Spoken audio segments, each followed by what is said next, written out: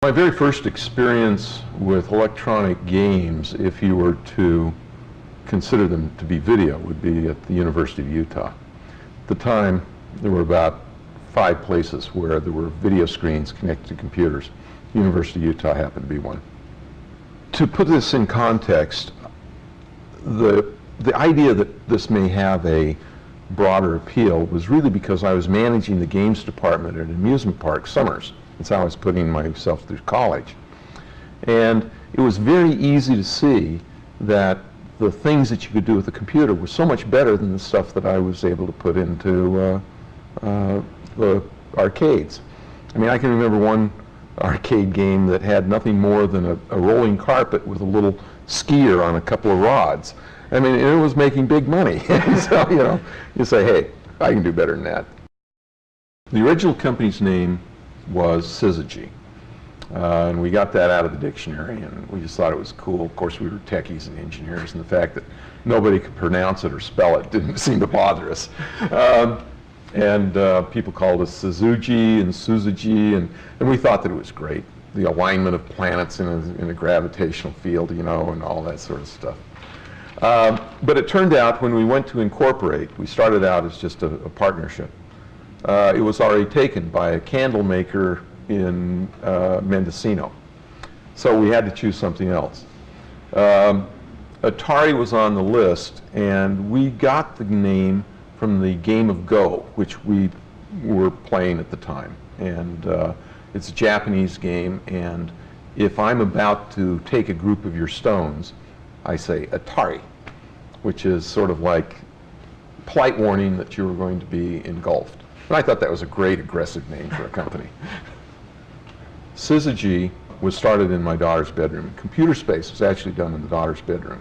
I had a 3-bedroom house, and I had 2 daughters. So I just put the 2 daughters together and turned her bedroom into the lab.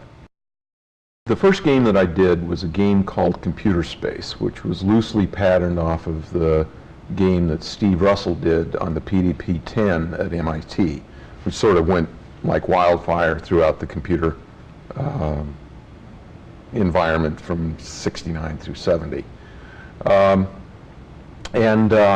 It was a flying saucer and a rocket ship, and you'd fly around and you'd use Newton's first law, and you know, it was cool, and all my friends loved it, and all my friends were engineers.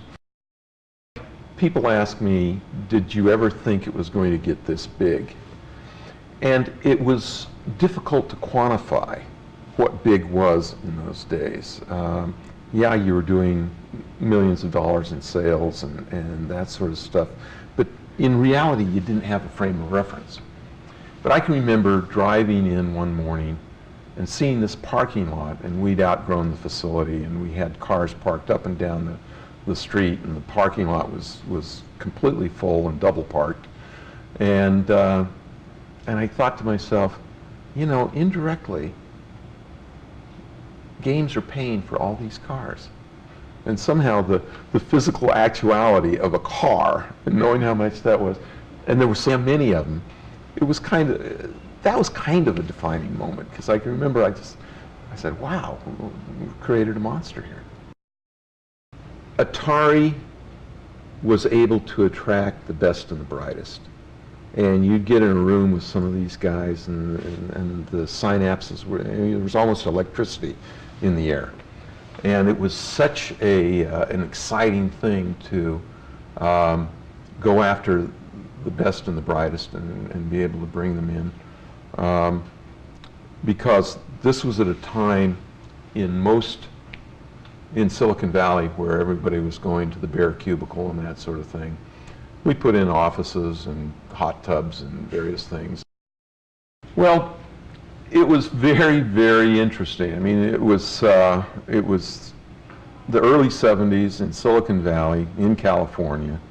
A lot of hippies and rock music, and we were very young.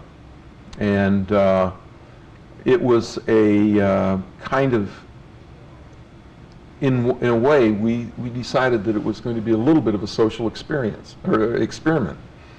And we had all kinds of company benefits and parties and things like that.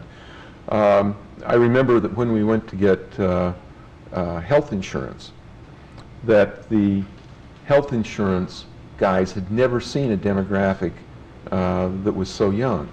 I mean, Al Alcorn was 27, I was 29, and I think the oldest guy we had was like 38, and a lot of our line workers were 17, 18, 19, and so they just never seen that kind of demographic in a company of, I think we're up to 200 employees at the time, 300, and so we got this, you know, we got dental, we got the eyeglasses, prescriptions for virtually nothing because of the statistics. But they made one mistake. They put in orthodontia. And so many of the girls on the line were young enough, they said, I've always wanted to get my teeth straightened. And so I looked out one day and the whole line was sporting new braces. Atari grew without venture capital. We didn't have a penny of venture capital until we were about 40 million in sales. And so as a result, we were constantly out of money because we were, you know, collecting money and paying, and I literally sweat every payroll because, you know, you'd say, do we have enough money in the bank for payroll? The answer was no. Who can I call up to collect some bills? You know, and it was just a fight and a push and a fight and a push. And I actually think that I wouldn't have sold Atari if I'd have just taken a vacation. But I was tired. You know, it was a fight, it was a struggle, and all of a sudden somebody comes along and offers you more money than you ever thought you were going to be worth, and you say, why not?